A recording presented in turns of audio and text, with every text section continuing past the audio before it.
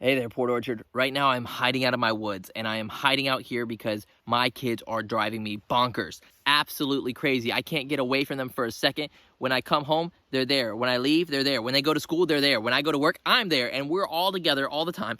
And I'm around my kids all the time, and I am struggling on how to enjoy them. And so I've been doing some research on what to do, and I'm gonna give you the top tips that I've seen. I've tried a little bit of these, and let's see if they worked, and let's see if they work in your life. Let's check it out.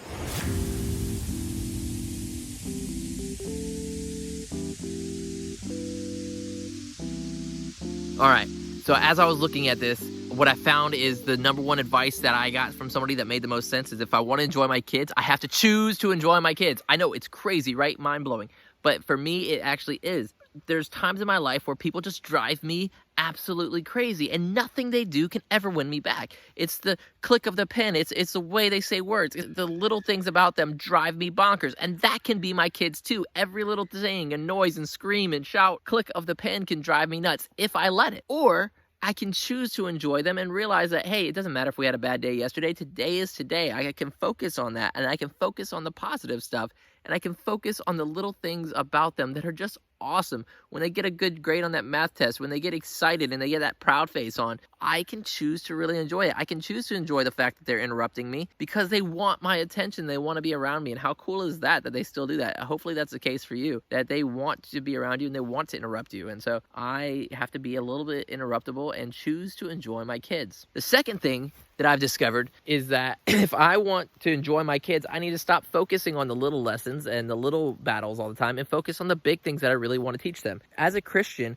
for me, I want to teach them about faith. And what's cool is in my book of faith in the Bible, it tells me how to really get things on the heart of my kids that I feel are the big lessons, that are the big important things. And in Deuteronomy 6, it tells me to write these things down and have them posted in my house, to talk about them when I get up and when I lie down, when I sit at home or when I walk along the road. And so the big things I want to teach them all over and over. If I want them to be empathetic, I need to show them attitudes, words, and actions that are empathetic. I need to talk about empathy. If I want them to be kind, I have to show kindness. I have to talk about kindness. I need to write kindness quotes down and have them around so that way they can learn kindness from those things. I have to do those things if I want the big things focused on. And really, I don't care about their math grade that much, although it's a good thing to teach them hard work and do your best. I care about who they're becoming, and so I've got to focus on those big things if I want to enjoy them and enjoy figuring out how I'm going to teach that and how I'm going to show them how to not stress out, how to not be crazy. Another thing that I learned is not to take my stress out on my kids. Again, my faith brings me back to something that says, that a command from God that says, do not exasperate your children. That means don't take the things out on your kids that are stressing you out. It's not their fault if I have a deadline or if I have a stress. It's not their fault if the internet's not working for me or if I'm just getting everyone's voicemails and I'm not connecting with the people I want to connect with. It's not their fault, but I can easily make it their fault. I can easily take it out on them. I can easily make them the point of my stress when really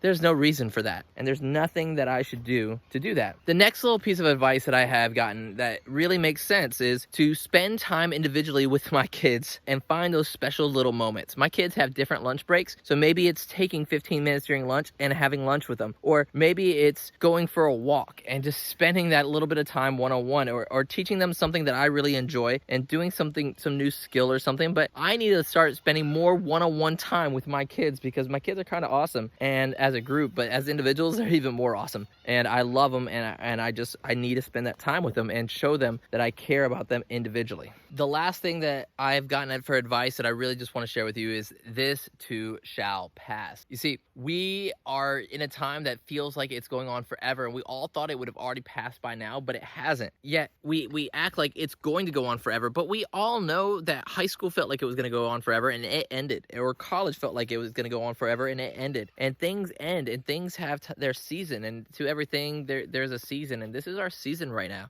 This is what we're going through right now, but I know this is going to pass. So what do I want the season marked by? Do I want our kids to look back on this season and say, man, my dad was such a jerk during COVID. Like, he just stressed out and yelled at me all the time, or he just wanted to get away all the time? Or do I want them to look back and laugh and say, remember that time where we had to spend all that time around each other? And so we just would break out random games of Uno in the middle of the day. And, oh, you remember how dad had Fridays off? And so a lot of times he would just have us check in for one Zoom class, then take off for the day, and we'd go and on some crazy random adventure because we could during that time. Man, I miss those days. I hope my kids look back on this time and miss these days that we got to spend extra time around each other, that we were all at home with each other, and that they had to do school here, I had to do work here. I hope they can look back on it, and me knowing that this will end means that I know that I can go for another month, 2 months, 5 months, a year, and I can do this because it'll pass, and this is a special time, and this will be something that they remember